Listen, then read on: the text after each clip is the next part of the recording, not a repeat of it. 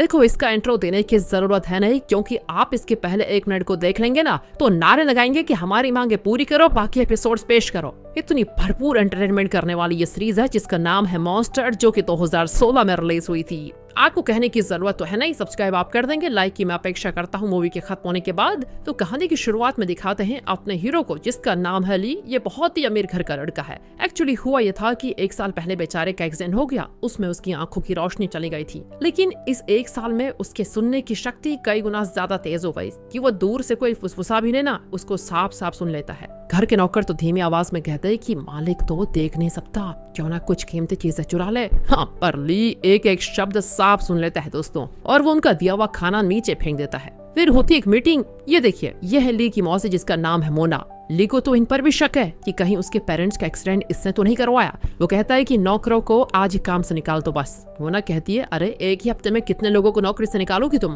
पर ली को दोस्तों इसकी कोई परवाह नहीं होती। वो कहता है, जो मुझे पसंद रही पसंद नहीं, बस सिंपल। उन्हें मैं अपने साथ रखना ही नहीं चाहता, कहकर वो चला जाता है। ली को दोस्तों सिर्फ एक इंसान पर विश्वास है, और वो है उसका लॉयर शॉन। वो कार में जाते हुए शॉन से कहता है कि कुछ दिन बाद मेरा जन्मदिन है और मैं 20 साल का हो जाऊंगा, तब ये सारी प्रॉपर्टी मेरी हो जाएगी, राइट? फिर मुझे कोई धोखा नहीं दे सकता। लेकिन मुझे मोना पर अभी भी शक है कि वो मेरी प्रॉपर्टी हड़पने की पूरी कोशिश कर रही है, इसलिए आप उस पर नजर रखिएगा प्लीज। शॉन भी कहता है कि ठीक है। अब 1 साल पहले वो एक्सीडेंट कैसे हुआ था ये दिखाते हैं। ली, उसकी माँ और उसके पापा तीनों एक पहाड़ के रास्ते से कार में जा रहे होते हैं। अचानक ब्रेक काम नहीं करता और गाड़ी बैलेंस खो जाती है। गाड़ी तो इस तरह जाती है कि बिल्कुल खाई के एज पर अटक जाती है, मतलब किसी भी वक्त गिर सकती है वहाँ से। ली के पापा बेहोश होते हैं और उसकी माँ का पैर गाड़ी में फंस जाता है। वो बेचारी पैर निकालने की बड़ी कोशिश करती है, लेकिन निकाल नहीं पाती। ली तो आधी बेहोशी में होता है। उसकी माँ अपने बेटे को बचाने के लिए उसे गाड़ी से सड़क पर धकेल देती है और उस रास्ते से आती गाड़ी को देखकर मदद के लिए चिल्लाती है। वो गाड़ी भी रुक जाती है। उसमें से एक रेड जैकेट और हुडी पहना हुआ आदमी बाहर आता है, पर मदद करने के बजाय दोस्तों वो कार को खाई में धकेल देता है, और इसी वजह से ली के दोनों पेरेंट्स मारे गए थे। ली की आंखों में चोट आ गई थी और वो अपने देखने की शक्ति खो बैठा। तो प्रेजेंट में दिखाते हैं कि ली ने अपने घर के काम के लिए नए लोगों को हायर किया है। उनमें से एक है कहानी की हीरोइन जिना। ली को देखती दोस्तों वो चौंक जाती है कि जिसका मुंह तक देखना वो चाहती नहीं थी, उसके लिए अब काम करना पड़ रहा है उसको। तो यहाँ फ्लैशबैक में दिखाते हैं कि 3 दिन पहले ली अपने बनाए हुए हॉस्पिटल में ट्रीटमेंट के लिए गया था, क्योंकि ली को डर है कि मोना उसे किसी भी वक्त जान से मारने की कोशिश करेगी, इसलिए उसने अपने लिए कई बॉडीगार्ड्स रखे होते हैं। होता यह है कि उसी हॉस्पिटल में जिना का भाई कोई ट्रीटमेंट ले रहा होता है। असल में जिना के पापा इसी हॉस्पिटल में सिक्योरिटी गार्ड है। वो जिना को बताते हैं कि हॉस्पिटल का ओनर बहुत ही रहमदिल आदमी है, उसने तुम्हारे भाई की ट्रीटमेंट कॉस्ट भी कम कर दी है, पर वो जरा गर्म मिजाज का आदमी है, बात बात पर गुस्सा हो जाता है, ध्यान रखना। वो बस आने वाला है, इसलिए जरा ध्यान से पेश आ रहा उसके सामने, कहकर दोस्तों वो चले जाते हैं। अब ली हॉस्पिटल आकर बाथरूम जाता है तो वहाँ कोई पीछे से उसे कस के पकड़ लेता है। वो घबरा जाता है कि कहीं ये मोना का भेजा हुआ कोई आदमी तो नहीं जो शायद मेरा कत्ल करने की कोशिश कर रहा है। असल में दोस्तों वो जिना का भाई होता है। इतने में गार्ड्स जिना के भाई को पकड़ लेते हैं और ली उसको बुरी तरह डांट रहा होता है कि ये क्या बदतमीजी है। इतने में जिना भी आ जाती है और ली पर चिल्लाती है कि एक बीमार लड़के से कोई इस तरह बात करता है क्या? तुम्हारा दिमाग तो ठीक है ना? दोस्तों जिना नहीं जानती थी कि ली की क्या परेशानी है और वो उसको बहुत बुरा भला कह देती है। इतने में जिना के पापा आकर ली के आगे घुटने टेक देते हैं कि प्लीज इनको माफ कर दीजिए, ये दोनों मेरे बच्चे हैं, नादानी कर बैठे। लेकिन ली उनकी एक नहीं सुनता और कहता है तुम्हें नौकरी से मैं निकाल रहा हूँ, कहकर ले चला जाता है। जिना बहुत परेशान हो जाती है कि पापा की नौकरी तो गई, अब मुझे नौकरी ढूंढनी पड़ेगी। तब उसको पता चलता है कि ली के घर में काम के लिए कुछ जरूरत है, तो वो ली के घर जाती है और अब प्रेजेंट में आ जाइए। ली जिना की आवाज सुनते पहचान जाता है कि ये तो वही लड़की है जिसने हॉस्पिटल में मुझे उल्टा सीधा कहा था। लेकिन दोस्तों ली इस समय कुछ नहीं कहता और मन ही मन सोच लेता है कि अगर ये झूठ बोलेगी तो मैं इसको नौकरी से निकाल दूंगा। वो पूछता है कि क्या हम दोनों पहले कभी मिले हैं? जिना साफ साफ बता देती कि हाँ, हम आपके हॉस्पिटल में मिले थे, मेरे भाई ने अनजाने में आपको पकड़ लिया और मैंने आपको गलत समझ कर डांट भी दिया था। अब दोस्तों सच्चाई बताने की उसकी हिम्मत ली को काफी पसंद आ जाती है और वो उसे नौकरी पर रख लेता है। जिना उसका हर काम करने लग जाती है, हेयर ड्रायर से उसके बाल सुखाने से लेकर उसके शर्ट वगैरह भी पहनाती है। तब वो धीरे धीरे लेके करीब आ जाती है और उसकी खूबसूरत आंखों को निहारने लग जाती है। जिना को वैसे बुरा लगता है कि इतनी सुंदर आंखों में रोशनी नहीं है, बताओ। अब दोस्तों ली भी सेंस कर लेता है कि वो बहुत पास आ गई है। वो कहता है इतना पास मत आया करो, दूर हटो। सब कुछ दोस्तों बहुत अच्छा चल रहा होता है, लेकिन एक दिन की बात है, मोना जिना से कहती है कि ली तुम पर बहुत विश्वास करने लगा है, इसलिए तुम्हें मेरा एक काम करना होगा। तुम उसकी हर बात को मुझे इन्फॉर्म करते रहना कि वो कहाँ जाता है, किससे बात करता है, क्या फैसले लेता है। अगर तुमने मेरा काम कर दिया तो मैं तुम्हारे पापा को उनकी नौकरी वापस दिलाऊंगी और तुम्हारे भाई का हॉस्पिटल बिल भी मैं भर दूंगी। दोस्तों ये सारी बातें ऊपर खड़ा ली सुन रहा होता है, क्योंकि उसके कान तो हमने जैसे आपको पहले बताया बहुत तेज है। फिर जीना ऊपर आती है तो ली कहता है मैंने तुम्हें नौकरी से निकाल दिया, तुम जा सकती हो। जीना पूछती है मुझे नौकरी से निकाल दिया मतलब, मैंने ऐसी कौन सी गलती कर दी? ली कहता है तुम मोना के साथ मिल गई हो और मुझ पर जासूसी कर रही हो। और दोस्तों ये सुनकर जीना को गुस्सा आ जाता है। वो कहती है कि एक तो आपकी वजह से मेरे पापा की नौकरी गई, जबकि उनकी कोई गलती नहीं थी। आज भी आप बिना सोचे समझे फटाक से मुझे नौकरी से निकालने पर उतरा है, क्या बात है ये? अरे जल्दबाजी में ले हुए फैसले कितने लोगों की जिंदगी बर्बाद कर रहे हैं, कुछ पता है आपको? इसका अंदाजा है कुछ? इतना घमंड ठीक नहीं होता। और आपको क्या लगता है कि आप अंधे हैं इसलिए आप दुखी हैं? सच तो यह है कि आपका एटीट्यूड ही ऐसा है कि आपको अपने अलावा और किसी का लिहाज ही नहीं है। अगर आप हर किसी पर यूं ही शक करते रहे ना तो जिंदगी भर अकेले ही रहना पड़ेगा आपको कोई साथ नहीं मिलेगा। कहकर दोस्तों जीना उस पर तकिया फेंक कर चले जाती है एंड ली को भी बहुत गुस्सा आता है। अगले दिन मोना की असिस्टेंट ली को कॉल करके बताती है कि आपकी जानकारी के बिना आपका हॉस्पिटल बिकने वाला है, ली जल्दी आ जाइए। ली घबराकर अपने लॉयर शॉन को कॉल करके कहता है कि मुझे तुरंत हॉस्पिटल जाना है, तुम अभी आ जाओ। वो भी कहता है ठीक है और कॉल कट कर देता है, लेकिन अपने आदमियों से कहता है कि तुम तुरंत ली के घर जाओ और उसे घर से बाहर कदम भी मत रखने देना। वो तुरंत जाकर ली को एक कमरे में बंद कर देते हैं दोस्तों। तब ली को समझ में आ जाता है कि शॉन भी मोना से मिला हुआ है, लेकिन दोस्तों ली फिर भी किसी तरह हॉस्पिटल का सेल रोकना चाहता है। उस कमरे में वो एक कैंची ढूंढ निकालता है और वहाँ के स्ट्रिंग वगैरह को कट करके एक रस्सी बनाता है, उसकी मदद से नीचे उतरकर सड़क पर आ जाता है। अब वो लिफ्ट मांगने के लिए खड़ा होता है कि तभी वहाँ पर जिना अपने स्कूटर में आती है। वो कहती है यहाँ चिल्लाकर कोई फायदा नहीं है, यहाँ कोई टैक्सी नहीं आती। अब जिना की आवाज सुनकर वो चिढ़ जाता है और कहता है कि चलो चलो अपना रास्ता ना पूछो, मुझे मेरे हाल पे छोड़ दो। जिना भी चली जाती है। ली बेचारा नीचे सड़क पर उतरने की कोशिश करते हुए गिर जाता है और एक कार के नीचे आते हुए बच जाता है। जिना भी ये सब कुछ देखकर उस पर तरस खाती है और उसे लिफ्ट देने के लिए मान जाती है। ली के पास भी और कोई रास्ता नहीं होता क्योंकि उसको जल्दी हॉस्पिटल जो पहुंचना है। वो पीछे बैठकर जिना को कस के पकड़ लेता है। जिना उसको डांटती है, अरे ये क्या कर रहे हो? वो कहता है मैं सड़क पर गिर गया तो इसीलिए पकड़ रहा हूँ, वरना मुझे कोई शौक नहीं है किसी को पकड़ने का। ठीक है लेकिन धीरे पकड़ो समझे, मैं तुम्हें नीचे नहीं गिराऊंगी, आराम से पकड़ो। और दोस्तों इस तरह पकड़म पकड़ाई की बातें करते करते दोनों हॉस्पिटल पहुंच जाते हैं। ली सीधे कॉन्फ्रेंस रूम में जाकर कहता है कि यहाँ जो भी डीलिंग होने जा रही है मेरी नॉलेज के बिना हो रही है, मेरी मर्जी के बगैर इस हॉस्पिटल को कोई नहीं बेच सकता। और दोस्तों ये देखिए, ये है इस कहानी का विलन नाथन जो इस हॉस्पिटल को खरीदना चाहता है। अब ली के ऐसा करने से सारे बोर्ड मेंबर्स को पता चल जाता है कि ये इलीगल डीलिंग हो रही है। वो डील कैंसिल कर देते हैं और नाथन को वहाँ से जाना पड़ता है। अब ली मोना से बहस करता है कि मेरी परमिशन के बिना ये बताओ ये सब करने की क्या जरूरत है और किसने हक दिया आपको ये करने का? वो कहती है वैसे हॉस्पिटल लॉस में चल रहा है इसलिए सोचा इसको बेचेंगे तो अपनी दूसरी कंपनी को बचाने में मदद हो जाएगी। ली कहता है सुनिए, मुझे आपकी मदद की जरूरत है ही नहीं, समझिए आप। मुझे पता है कि बैंक ने हमको टाइम दिया है और मैं जानता हूँ कि मेरी माँ और पापा का एग्जाम भी आप ही ने करवाया था। ये सुनकर मोना चौंक जाती है कि बताओ मैं अपनी सगी बहन और उसके पति का कत्ल कैसे कर सकती हूँ? ली कहता है अच्छा, माँ मरने से पहले आपका ही नाम ले रही थी और शॉन भी तुम्हारा याद में निकला, उसने मुझे अपने घर में बंद कर दिया था, वो भी तुम्हारे कहने पर। कहकर दोस्तों वो चला जाता है। मोना की समझ में नहीं आता कि ये क्या बोल रहा है। लगता है दोस्तों मोना का ली के पेरेंट्स की मौत में कोई हाथ ही नहीं था एंड तब उसको याद आता है कि उसका पति जिसका नाम जेजे है वो और शॉन एक ही कॉलेज में पढ़ते थे और अच्छे दोस्त भी थे। अब मोना को शक है कि जेजे, शॉन और नाथन जो हॉस्पिटल को खरीदना चाहता है तीनों मिले हुए हैं। वो तुरंत जेजे से मिलने जाती है जहां वो उसको नाथन से बात करते हुए सुन भी लेती है। नाथन जेजे से कहता है कि तुम्हें पता है 1 साल पहले जो काम तुमने अधूरा छोड़ दिया था उसी का नतीजा आज ये ली है और ये हमारा सारा प्लान चौपट कर रहा है। जल्दी एक काम करो, इस ली को खत्म करो।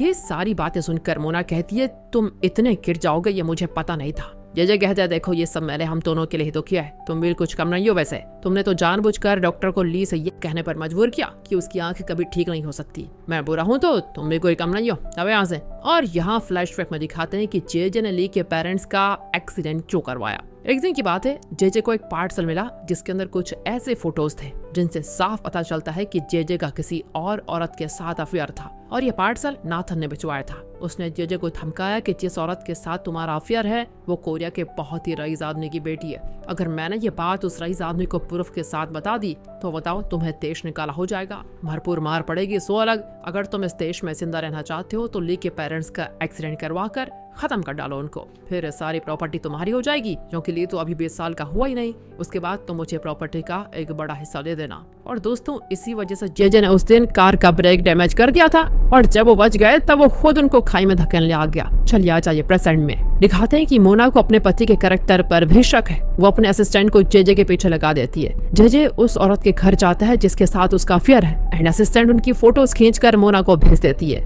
मोना भी तुरंत उनको रंगे हाथों पकड़ने के लिए निकलती है। यहाँ जिना को दिखाते हैं जो ली को उसके घर पहुंचा देती है। अब ली को जिना पर विश्वास होने लगता है और वो कहता है, मैंने तुम्हारे साथ जो बुरा सलूक किया उसके लिए प्लीज मुझे माफ कर दो, और प्लीज कल से काम पर आ जाओ दोबारा। जिना कहती है, देखो मैंने नौकरी के लिए तुम्हारी मदद नहीं की है, मुझे नहीं चाहिए नौकरी। ली कहता है, मैं तुम्हें दुगनी या तिगुनी सैलरी दूंगा। तब जिना उसके पास आकर कहती है कि इसके बाद मैं तुमसे कभी मिलूंगी ही नहीं, और ये कहकर वो चली जाती है। बहर आकर भी ली को जिना की याद खाई जाती है। वो उसे कॉल भी करता है। और दोस्तों अब दिखाते हैं कि जिना अब एक फूड आउटलेट में डिलीवरी का काम करती है। ली का नंबर देखते ही वो फोन का बैटरी निकाल लेती है। अब ली अपने एक स्टाफ से कहता है कि तुम जिना के पापा से कहो कि वो फिर से हॉस्पिटल में काम के लिए आ जाए और जिना के भाई का फ्री ट्रीटमेंट का इंतजाम करो। ली दोस्तों ऐसा सोचता है कि अगर मैं ऐसा करूंगा तो जिना का गुस्सा कम हो जाएगा और वो फिर यहाँ पर काम पर आ जाएगी। दूसरी ओर मोना उस औरत के घर जाती है। बाहर जेजे के शूज देखकर वो दरवाजे पे कान रखकर सुनती है कि अंदर क्या बातें चल रही है। अंदर वो औरत पूछती है कि तुम मोना को डाइवोर्स कब देने वाले हो, जल्दी बताओ। फिर क्या था, इतने में मोना अंदर घुस आती है। असल में ये औरत तो मोना की बेस्ट फ्रेंड निकली। मोना कहती है, वाह भाई, मुझे तो यकीन ही नहीं होता कि तुम मेरी बेस्ट फ्रेंड होकर मेरी जिंदगी उजाड़ दोगी। कहकर वो उस औरत के बाल पकड़कर वहाँ से खींचने लग जाती है। जेजे तो भीगी बिल्ली की तरह कांपने लगता है। मोना भी उसके गाल पर कस के चांटा मारती है और कहती है, मैं तुम्हें प्रेस में पूरे शहर में बदनाम करूंगी और तुम पर पुलिस केस भी होगा, वो अलग। कहकर वो जाने लग जाती है, लेकिन जेजे उसको पकड़कर सीढ़ियों से नीचे गिरा देता है। मोना के सर पर बहुत सारी चोटें आती है और वो स्पॉट पर ही मारी जाती है। अब ये दोनों हो जाते हैं शॉक और सोचते हैं कि अब तो हमको जेल जाना पड़ेगा। लेकिन दोस्तों यहाँ जेजे की पूरी विलनगिरी सामने आ जाती है। वो एक क्रिमिनल को कॉल करता है जिसके ऊपर कई सारे केसेस हैं। जेजे कहता है, ध्यान से सुनो, मैं तुम्हें $2 मिलियन दूंगा, तुम मेरी वाइफ की लाश को ठिकाना लगा दो बस। और एक काम करो, ली के हॉस्पिटल लैब में एक वायरस का पता चला है, तुम किसी तरह उस वायरस से उसको इन्फेक्ट करा दो, फिर तुम पुलिस में सरेंडर हो जाना और कह देना कि ली के कहने पर तुमने मोना को मार डाला। इस तरह उस पर इल्जाम भी लगेगा और इन्फेक्शन की वजह से कुछ दिनों में वो मर भी जाएगा। अगर तुमने ये सब कुछ कर दिया तो तुमको $2 मिलियन दूंगा मैं। दोस्तों क्रिमिनल को और क्या चाहिए था, वो मान जाता है। यहाँ जैसा ली ने एक्सपेक्ट किया था, जिना का गुस्सा कम हो जाता है और वो वापस ली के घर में काम करने के लिए आ जाती है। ली को भी उसके आने से बड़ी खुशी होती है। तब ली को वो क्रिमिनल कॉल करके कहता है कि तुम्हारे पेरेंट्स के कत्ल के पीछे किसका हाथ है ये मैं जानता, असल में उन्होंने मुझे कत्ल करने को कहा था। तुम एक काम करो, अपने हॉस्पिटल लैब में पहुंचो, वहीं मैं तुम्हें सारी डिटेल्स दूंगा। ली को बहुत गुस्सा आता है क्योंकि आज तक वो मोना को अपने पेरेंट्स के कत्ल का जिम्मेदार मान रहा था, लेकिन अब सब कुछ अलग ही होता है। वो तुरंत जाकर जिना को लेकर लैब में जाता है। उस क्रिमिनल ने दोस्तों पहले से ही लैब में वायरस को सेट करके रखा हुआ था ताकि जब ली अंदर आए तो वो वायरस को कमरे के अंदर उस गैस के जरिए फैला दे। जैसे ली और जिना अंदर जाते हैं तो दरवाजा लॉक करके वो रिमोट के जरिए वायरस को हवा में खोल देता है। अंदर दोनों सांस नहीं ले पाते और ली समझ जाता है कि जरूर किसी ने हवा में वो खतरनाक वायरस मिला दिया है, क्योंकि ये है तो ली का ही हॉस्पिटल ना। ली उस वायरस के बारे में खुद जानता है क्योंकि कुछ साल पहले क्या हुआ था कि यहाँ पर एक रिसर्च डॉक्टर थी, उसने बताया था कि हमने एक म्यूटेंट वायरस बना रहे हैं और उसका एंटीडोट भी बना रहे हैं। तो प्रेजेंट में दोस्तों ली उसी एंटीडोट को ढूंढ निकालता है, लेकिन सिर्फ वो एक होता है। वो तुरंत जिना को एंटीडोट लगाने को कहता है, लेकिन जिना कहती है तुम इसको लगा लो, मेरी फिक्र मत करो। इतने में जिना के पापा जिना को लैब में बंद देखकर उसे बचाने आते हैं, पर तब तक जिना उस एंटीडोट इंजेक्शन को ली को लगा देती है। कट करके हॉस्पिटल में दिखाते हैं कि ली को होश आ गया है। जेजे तो उसके पास बैठा होता है और कहता है, तुमने मेरी पत्नी मोना को मारने के लिए एक क्रिमिनल को हायर किया है। यहाँ पर दोस्तों पता चलता है कि जेजे ने उस क्रिमिनल को ये कहकर सरेंडर होने को कहा कि मैं तुम्हें बेल पे बाहर निकालूंगा और $4 मिलियन दूंगा। वो भी बेचारा लालच के मारे मान गया और सरेंडर हो गया और उसने पुलिस से कह दिया कि मैंने ली के कहने पर ही मोना का कत्ल किया। इसलिए दोस्तों अब पुलिस भी क्रिमिनल के साथ साथ ली को भी अरेस्ट कर लेती है। दूसरी ओर न्यूज में बताते हैं कि हॉस्पिटल लैब से खतरनाक वायरस लीक होकर हवा में मिल गया है। लगभग 7 लोग अब तक इस वायरस की चपेट में आ चुके हैं। दूसरी ओर ली जेल में होता है और उस क्रिमिनल का सेल कुछ ही दूर पर होता है। वो तो अपने सेलमेट्स को बताता है कि मैंने ही इसे फंसाया, मैं तो बाहर निकल जाऊंगा और मुझको $4 मिलियन मिलेंगे, लेकिन ये बेचारा यहीं पर सड़ेगा। हाँ दोस्तों, आपको तो बताइए कि ली के कान कितने तेज है। उसकी सारी बातें ली को सुनाई देती है और वो समझ जाता है कि वो क्रिमिनल इसी जेल में है। अब ऐसे में क्रिमिनल के सेल में एक नए आदमी को लेकर आते हैं जिसे वो सभी मिलकर बहुत टॉर्चर करते हैं। एक दिन जब जेजे किन्नल से मिलने आता है और फिर उसको वो एक ऑफर देता है कि तुम जेल के अंदर ले को खत्म कर दो और तुमने अगर ये कर दिया तो मैं तुम्हें 10 मिलियन दूंगा। इस बार किन्नल को ये नामुमकिन सा लगता है, लेकिन अब इतनी बड़ी रकम सुनकर वो मान जाता है। उसके बाद वो ली को मारने का मौका ढूंढता रहता है और अपने साथियों से कहता है कि इसे कॉरिडोर से धक्का दे दो, लेकिन ली को सारी बातें साफ सुनाई देती है। हालांकि वो हमेशा किन्नल से थोड़ा दूर ही रहता है। अब जैसे किन्नल का साथी ली को धक्का देने आता है तो ली झुक जाता है और वो आदमी खुद गिरकर मर जाता है। अब दोस्तों आपको पता है कि किन्नल के सेल में एक नया आदमी आया था जिसे वो टॉर्चर कर रहे थे। वो ली से कहता है तुम सावधान रहना यार, वो लोग तुमको मार डालना चाहते हैं। इस तरह धीरे धीरे इन दोनों की अच्छी दोस्ती हो जाती है। ली कहता है तुम्हें पता है मेरे कान बड़े तेज है और इसका फायदा उठाकर हम उस किन्नल को और उसके साथियों को फंसा सकते हैं, मेरी मदद करोगे क्या? वो भी मान जाता है। दोस्तों अब ये दोनों एक बढ़िया सा प्लान बनाते हैं। जब किन्नल और उसके साथी बाथरूम में होते हैं तो ली अंदर आता है। उसका दोस्त बाहर से धीमी आवाज में इंस्ट्रक्शन दे रहा होता है कि लेफ्ट जाना है या राइट। उसकी आवाज इन लोगों को तो सुनाई नहीं देती, लेकिन ली को साफ सुनाई देती है। अब ली को यहाँ पाकर वो बड़े खुश हो जाते हैं कि ये तो सीधा शेर के मुंह में आ रहा है, अब इसकी जान तो कोई नहीं बचा पाएगा। लेकिन ली सीधा जाकर एक टॉयलेट को खोलता है तो अंदर बैठा होता है किन्नल, एंड वो भी बड़ा खुश कि इसने तो मेरा काम और आसान कर दिया, अकेला यहाँ पर आ गया। पर बेचारा नहीं जानता कि वही ली के हाथों फंसने वाला है। ली क्या करता है देखिए, वो टॉयलेट का दरवाजा लॉक कर देता है और कहता है मुझे मार डालना चाहते थे ना, अब देखो मैं तुम्हारा क्या हाल करता हूँ। ये कहकर वो एक रस्सी निकालता है और उसे ऊपर फिक्स करके अपने गले में फंदा डाल देता है। किन्नल की तो कुछ समझ में नहीं आता कि ये बंदा फंदा डाल के करना क्या चाहता है। इसी बीच ली का दोस्त सिक्योरिटी गार्ड्स को बुला कर ले आता है कि सर देखिए ये लोग ली का कत्ल करने की कोशिश कर रहे हैं। तो क्या था दोस्तों, गार्ड्स आकर देखते हैं तो ऐसा लगता है जैसे किन्नल ली के गले में फांसी का फंदा डालकर उसको मारने की कोशिश कर रहा है। एंड उसके बाद तो वो लोग उस किन्नल को खूब पीटते हैं और वार्न करते हैं कि अगर ली को कुछ हुआ तो तुम्हारी मौत। अब ये किन्नल दोस्तों ली का कुछ नहीं बिगाड़ सकता। तब ली उसको एक ऑफर देता है कि अगर तुमने मुझे सच बताया तो मैं तुम्हें 20 मिलियन दूंगा, लेकिन वो नहीं मानता दोस्तों। कुछ दिन के बाद किन्नल बहुत बीमार पड़ जाता है और लगता है ये भी लैब में उस दिन वायरस से इन्फेक्ट हो गया था। इसकी मदद अब सिर्फ ली कर सकता है क्योंकि उसे वायरस के बारे में पता है। वो ली के पैर पकड़ कर रोता है कि प्लीज कुछ भी करके मुझे बचा लो, मुझे एंटीडोट दिलवा दो। अब पहले तो ली अकड़ कर मना करता है, लेकिन फिर कहता है ठीक है, लेकिन तुम ये बताओ कि मुझे मारने का प्लान किसका था और तुम जो कुछ मेरे बारे में जानते हो वो सब कुछ बता दो, वरना मैं तुम्हारी कोई मदद नहीं करूंगा भाई। किन्नल कहता है कि जेजे ने तुम्हारा कत्ल करने के लिए मुझे 4 मिलियन देने का वादा किया था। उसी ने तुम्हारी मौसी मोना को भी मार डाला और उसका इल्जाम मेरे सर लेने को कहा। ये सुनकर ली एकदम शॉक हो जाता है कि असल में किन्नल मोना नहीं जेजे है। वो ये भी बताता है कि असल में ऑपरेशन से तुम्हारी आंखें ठीक हो सकती थी, लेकिन वो लोग नहीं चाहते थे कि तुम्हारी आंखें ठीक हो। ली को धक्के पे धक्का लगता है कि उसके इर्द गिर्द सारे उसके दुश्मन निकले। सब कुछ बताकर वो किन्नल गिर जाता है। अब उसे और ली को एम्बुलेंस में हॉस्पिटल लेकर जाया जाता है। वहाँ जेजे भले आदमी की तरह डायलॉग मारता है कि